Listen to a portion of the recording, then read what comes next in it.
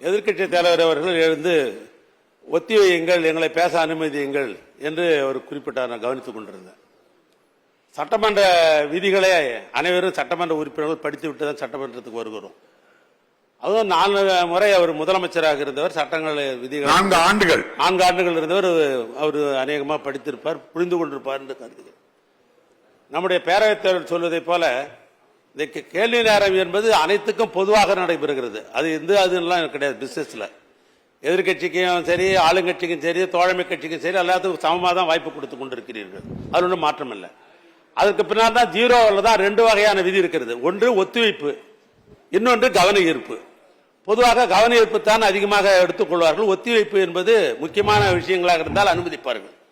அவள் ஒத்திவைக்க வேண்டும் கேட்டுக்கொண்டே இருந்தார்கள். ஆனால் ஒத்திவைப்புக்கு என்று ஒரு தனியாக ஒரு விதி இருக்கிறது, அதற்கு பாரம் இருக்குது, எல்லாமே இருக்குது. அப்படி ஒன்றும் உங்கள்கிட்ட ஒத்திவைக்கணும் இந்த பாரத்தையும் எழுதி இது வரைக்கும் அந்த மனு உங்கள்கிட்ட இது வரைக்கும் கொடுக்கவே இல்லை. அதனால இந்த ஒத்திவைப்பு என்பதை மையப்படுத்திக் கொண்டு எல்லா சட்டமன்ற உறுப்பினர்களும் பேசுகிற நேரத்தை அவர்கள் எடுத்துக்கொண்டு தினமும் சட்டமன்றத்தை வீணடித்துக் கொண்டிருக்கிறார்கள்.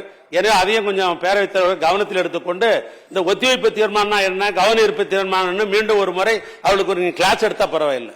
இல்ல, நேற்றே அவங்க மேல் நடவடிக்கை எடுத்த மாண்புமிகு முதலமைச்சர் அவர்கள் பெருந்தன்மையோடு அந்த சபை நடவடிக்கைகளில் கலந்து கொள்ளக்கு வேண்டும் என்று கேட்டுக்கொண்டார்கள். அதன் அடிப்படையில் நேற்று சொன்னோம். நேற்று சபைக்கு வரல.